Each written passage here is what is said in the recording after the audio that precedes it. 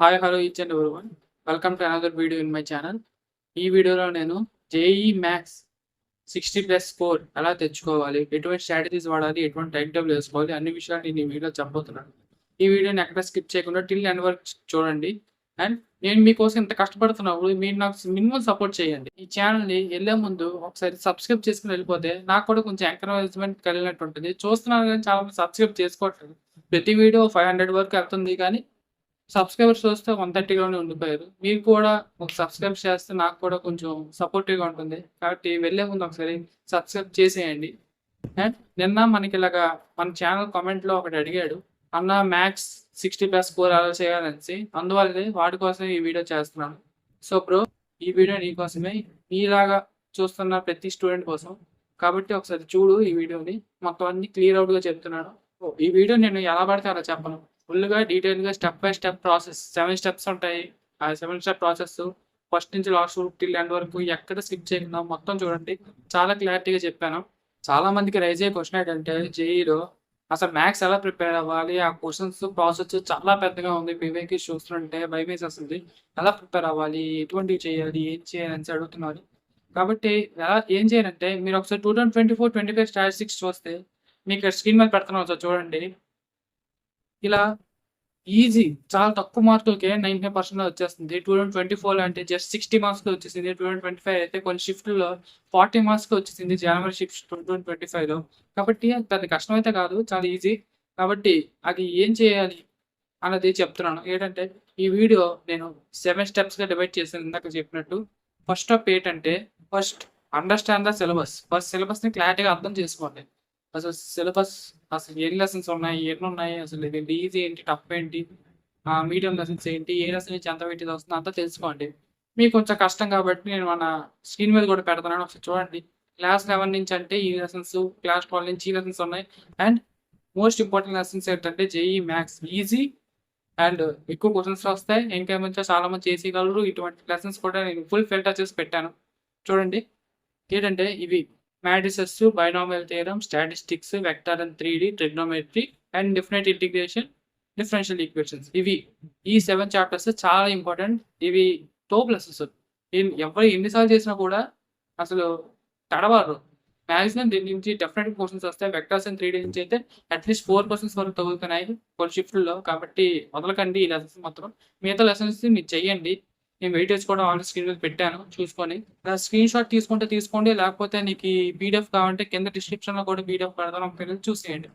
మన second point ఏంటంటే the minimum strategy for 60+ marks in maths JEE. JEE మ్యాథ్స్‌లో 25 questions ఉంటాయి. అంటే 100 మార్క్స్. మనకు కావాల్సింది 60 మార్క్స్. అంటే అరౌండ్ 15-18 క్వెషన్స్ చేస్తే మనకు ఖచ్చితంగా 60 మార్క్స్ వచ్చే అవకాశం ఉంది. కాబట్టి ఇప్పుడు అది తేవాలంటే ఫస్ట్ మీరు చేయాల్సింది 20 క్వెషన్స్‌ని పర్ఫెక్ట్‌గా ప్రిపేర్ అవ్వాలి. దాంట్లో మీరు అట్లీస్ట్ ఎన్ని టఫ్ ఉన్నా కూడా మినిమం 15 క్వెషన్స్ ఖచ్చితంగా చేయగలరు. 15-18 దాంట్లో ఖచ్చితంగా మీకు 60 ఆర్ 56 మార్క్స్ అయితే ఖచ్చితంగా వస్తాయి. అప్పుడు ఆ 15 క్వెషన్స్ మన వల్ల ప్రిపేర్ అది కదా మాకు ప్రాబ్లమ్. అదే కదా మాకు రావట్లేదంటే అంటే ఇప్పుడు మీరు న్యూమరికల్‌లో వచ్చిన క్వెషన్స్ మ్యాక్సిమం స్కిప్ చేయండి. ఒకవేళ ఎగ్జామ్ హాల్‌లో మీకు న్యూమరికల్‌లో వస్తాయి కదా! ఏ 5 క్వెషన్స్ అది స్కిప్ చేయండి. దాంట్లో కూడా ఒక 2 ఆర్ 3 చేయండి. పక్కాగా ఆన్సర్ ఉంటేనే పెట్టండి. ఎందుకంటే మ్యాథ్స్‌లో న్యూమరికల్స్ చాలా కష్టం. ఎందుకంటే చెప్పలేం. మైనస్‌లో ఆన్సర్ పోవచ్చు. పాయింట్‌లో తేడా కొట్టేయొచ్చు. మనం కరెక్ట్ పెట్టినా కూడా వాడు కీలు తప్పేయవచ్చు. వాడు చేంజ్ చేయడు. కీలు అయితే మాక్సిమం చేంజ్ చేయట్లేదు.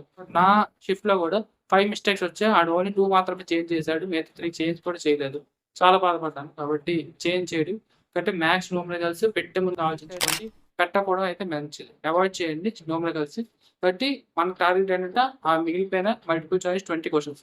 ఆ 20 క్వెషన్స్ మీరు కరెక్ట్‌గా ప్రిపేర్ అయితే దాంట్లో అట్లీస్ట్ 15 చేసి న్యూమరికల్స్‌లో ఒకటో రెండో పెడితే అక్కడ మీకు ఒకటో రెండో పోయి ఇక్కడ 2, 3 కలిస్తే టోటల్ 15 క్వెషన్స్ 60 మార్క్స్ వస్తాయి.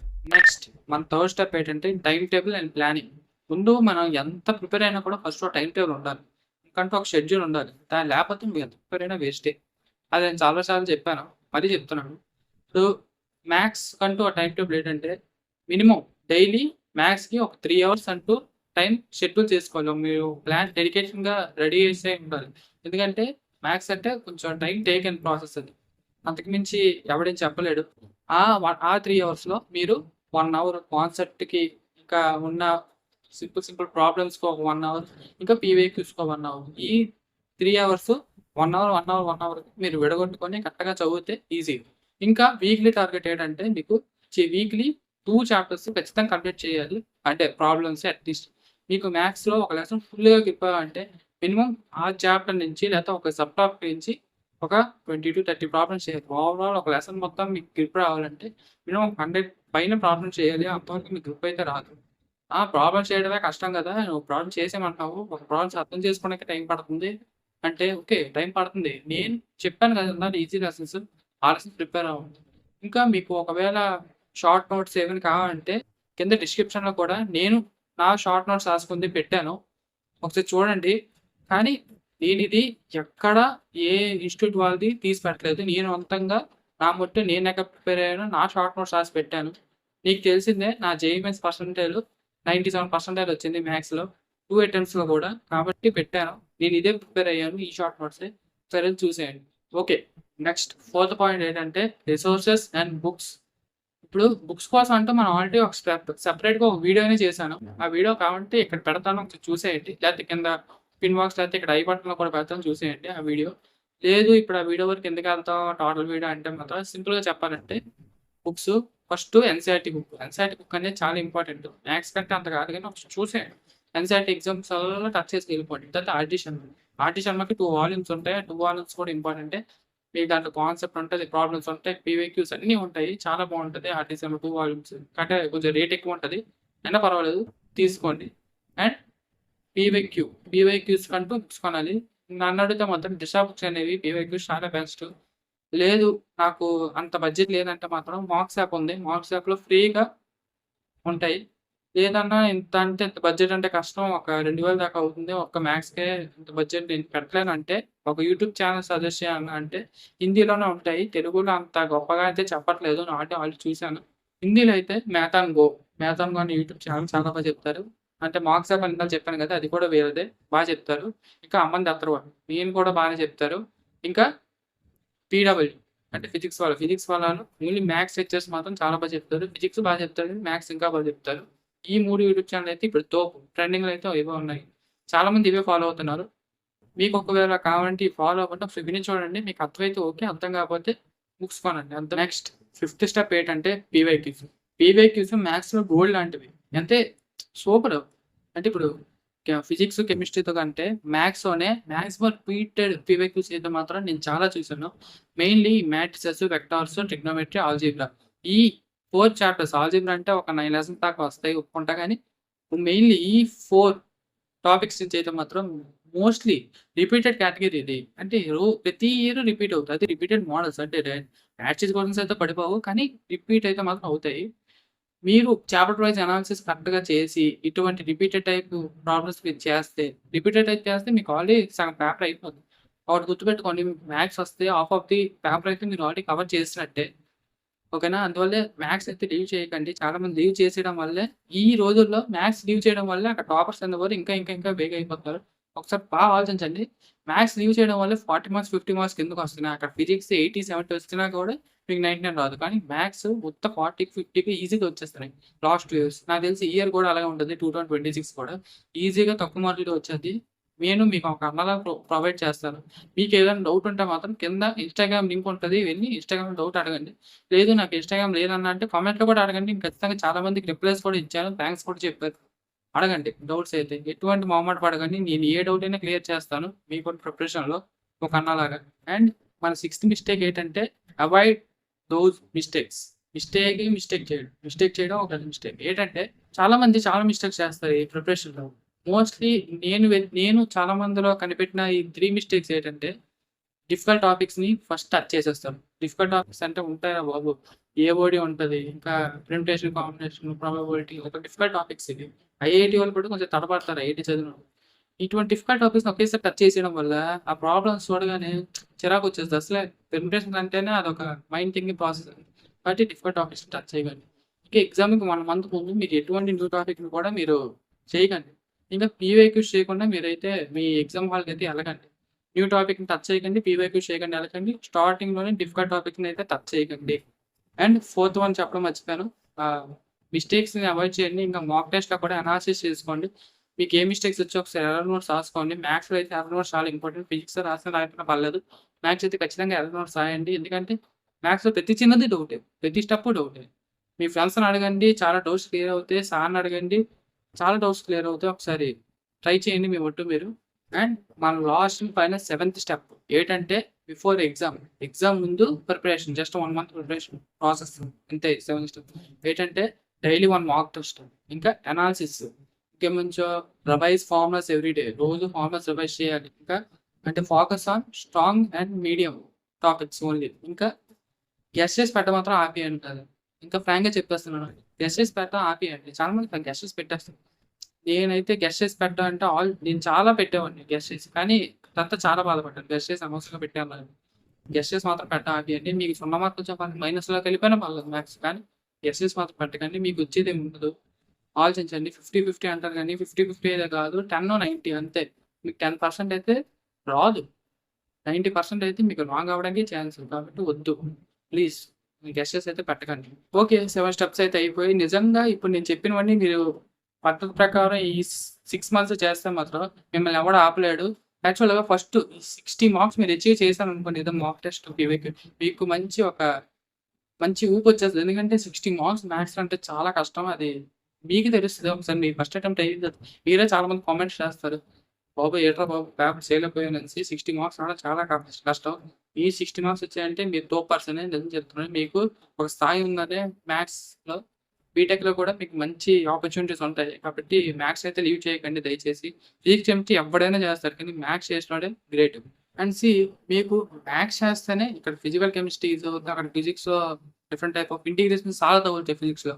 అవి ఈజీ అవుతాయి. అన్నీ ఈజీ అవుతాయి మీకు చేస్తేనే. ఒకటి ఆలోచించండి. మీరు ఎంపీసీ ఎందుకు తీశారు? మ్యాథ్స్ కోసమే కదా!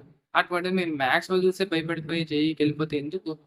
మీరు ఎంపీసీ తీసిందే మ్యాథ్స్ నచ్చి. లేకపోతే బైపీసీ తీసేయలేరా? సీఈసీ తీసేయలేరా?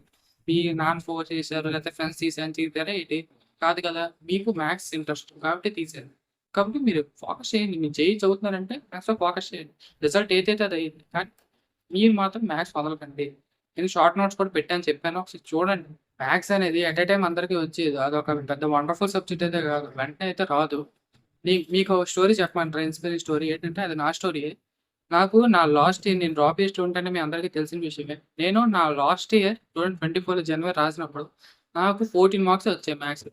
4 చేశాను. ఐపీ సమ్సే వచ్చాయి. 4 క్వెషన్స్ ఐపీ సమ్సే వచ్చాయి. ఐపీఏ చేశాను. మిగతావన్నీ ఏ పడితే పెట్టేసాను. ఆ 4 రైట్ అయ్యాయి. ఆ 2 ఏ పడితే పెట్టిన ఇంకి పింకి పాంకి అన్నీ పోయినాయి. టోటల్ 14 మార్క్స్ వచ్చాయి. 14 మార్క్స్ నా పర్సెంటేజ్ గెస్ చేయండి. 80% వచ్చింది. మొత్తం మ్యాథ్స్ అన్ని 80% వచ్చింది. ఇంకా నా సెకండ్ ఏప్రిల్ అంటే 2024 ఏప్రిల్‌లో రాసాను మళ్ళీ. అప్పుడు అంత కాన్సంట్రేట్ చేయలేదు. ఎందుకంటే మధ్యలో ఐపీ వల్ల మొత్తం తుల్లిపోయింది. రాసాను. కానీ ఒక్క మార్క్ వచ్చింది. జస్ట్ 1 మార్క్ అంతే. 1 మార్క్ నా పర్సెంటేజ్ ఎంత తెలుసా మ్యాథ్స్‌లో 39. అంటే 14 మార్క్స్‌కి 80% వచ్చింది. జస్ట్ 1 మార్క్ మాత్రం 39% వచ్చింది. ఒకసారి ఆలోచించుకోండి. 80 నుంచి 39 ఎలా దిగిపోయాను. నేను పెద్ద తోపని కాదు. అంటే ఇప్పుడు 1 ఇయర్ డ్రాప్ తర్వాత నా పరిస్థితి ఎలాగుందో చెప్పాలా? 2025లో నా జనవరి పర్సెంటేజ్ 97% మ్యాథ్స్‌లో. ఏప్రిల్‌లో కూడా 97 వచ్చింది. ఓకే. ఒప్పుకుంటా. కానీ అసలు ఆలోచించండి. 39 నుంచి 97కి వచ్చానంటే ఇట్స్ మొత్తం హార్డ్ వర్క్ వల్లే. నాకు నా లాంగ్ టర్మ్‌లో కూడా ఒక అబ్బాయి పరిచయం అయ్యాడు. వాడు చాలా హెల్ప్ చేసాడు కూడా నాకు. వాడు ఆల్రెడీ లాస్ట్ ఇయర్ వాడికి 99 వచ్చింది మ్యాథ్స్‌లో. అయినా కూడా ఓవరాల్ పర్సెంటేజ్ 95 రావడం వల్ల వచ్చాడు లాంగ్ టర్మ్‌కి. నాకు చాలా హెల్ప్ చేశాడు. అలా మీ ఫ్రెండ్స్‌లో కూడా ఎవడో ఒకడు ఉంటాడు. లేకపోతే ఐఐటీలో ఎవడో ఫ్రెండ్ చేసుకోండి. ఆడు ఐఐటీకెళ్ళిపోయిన తర్వాత అరే! ఆడితో ఫ్రెండ్‌షిప్ చేస్తారంటే వేస్ట్. ఇప్పుడే ఫ్రెండ్స్ చేసుకోండి. మీకు ఎవడైనా ఐఐటీ పర్సన్ అని అనిపిస్తే వెంటనే ఆడితో ఫ్రెండ్‌షిప్ చేసుకొని అడిగేయండి. వాడు కూడా మీనా స్టూడెంటే. వాడు కూడా కష్టాలు పడ్డాడు. వాడు ఇటువంటి స్టేజ్ నుంచి ఎళ్ళినోడే. కాకపోతే మీ ముందే ఆలోచించాడు. అది వాడు చేసింది మంచి పని. ఎందుకంటే మీ మీద ముందే ఆలోచించాడు. మీ మీద ముందే రియలైజ్ అయ్యాడు. కాబట్టి వాడితో ఫ్రెండ్‌షిప్ చేయండి. వాడిని అడగండి అన్నీ. ఇంకా నేనున్నాను. నన్ను అడగండి ఏం చేయాలో మొత్తం చెప్తాను. కామెంట్‌లో అడగండి అన్నీ చెప్తాను. So, don't take it easy. But it is not tough. Tough అయితే కాదు. అలాగని ఈజీ కూడా కాదు. ఒకటి చెప్పమంటారా? మీరు ఇలాగ వదిలేయడం వల్లే చాలామంది ముందుకెళ్ళిపోయారు. వదిలేయడం వల్లే 40 మార్క్స్, 50 మార్క్స్‌కి వచ్చేస్తున్నాయి. వదలకండి. అసలు ఒక సబ్జెక్ట్ వదలడం అంటే ఎంత పెద్ద రాంగ్ తెలుసా? అలాంటప్పుడు మీరు జేఈఈ ప్రిపేర్ అయ్యి వేస్ట్ అమ్మా. ఒక సబ్జెక్ట్ వదలకండి. నేను చాలామంది యూట్యూబర్స్ చూసాను. ఒకటి కెమిస్ట్రీ వదలడం వల్ల ఓవరాల్ పర్సెంటేజ్ 95 వచ్చేసింది అంటాడు. ఒకటి ఫిజిక్స్ వదలడం వల్ల 95 వచ్చింది అంటాడు. అర్థమైందా? మీరు 2 చదువులు తోపవ్వచ్చు. 2 చదువులు 99 రావచ్చు. కానీ ఈ ఒక్క సబ్జెక్ట్ మీకు 90 వచ్చిందా మీరు 95% వెళ్ళిపోతారు. కాబట్టి వద్దు. 3 సబ్జెక్టులని ఈక్వల్‌గా మీరు మేనేజ్ చేయాలి. ఓ 99 వచ్చి ఇంకోటి 95 అబోవ్ వచ్చిందనుకోండి మీరు తోపు. అండ్ లాస్ట్ ఏంటంటే మీరు ఫస్ట్ టైమ్ పీవైక్యూస్ చేస్తున్నప్పుడు, మ్యాథ్స్ పీవైక్యూ చేస్తున్నప్పుడు సొల్యూషన్ చూస్ చేయండి. అంటే గాని వెంటనే ఆన్సర్ చేసేయగలను, చేసేస్తాను చేస్తే అవ్వదు. ఇది కూడా నా స్టోరీ ఏంటంటే, నేను నా 2024లో ప్రాబ్లమ్స్ చేస్తున్నప్పుడు 1 అవర్ పట్టింది. స్టాటిస్టిక్స్ చాలా easy lesson. Problems repeated models పడతాయి. కానీ ఆ ఒక్క స్టాటిస్టిక్స్ ప్రాబ్లమ్ చేయడానికి రాత్రి 8 కూర్చుంటే 9:30 ఒకే ప్రాబ్లమ్ కూర్చుంది. సొల్యూషన్ చూసినా అర్థం కాదు. ఎందుకంటే కాన్సెప్ట్ అంతే. కాబట్టి వాడినో వీడినో అడిగి నేర్చుకోండి. ఇంకా అండ్ లాస్ట్‌లో ఇది కూడా చెప్పాను. PYQs is enough. But PYQs is not repeated. Repeated అయితే కాదు. కానీ అవి చాలు. పీవైక్యూస్ చాలు. మ్యాథ్స్ కంటూ మీరు ఎక్స్‌ట్రాగా ఏ ప్రాబ్లమ్స్ చేయక్కర్లేదు. పీవైక్యూ చేసుకెళ్ళిపోయినా కూడా మీరు దులిపేయొచ్చు.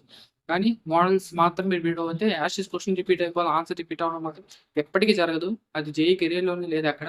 అండ్ ఈ వీడియో మీకు నచ్చిందని అనుకుంటున్నాను. కింద కామెంట్‌లో చెప్పండి హౌ ఇట్ ఈస్ అని. సో నెక్స్ట్ వీడియోలో మళ్ళీ కలుద్దాం. అండ్ ఇది మీ Kuldeep signing off. Please do like, share and subscribe.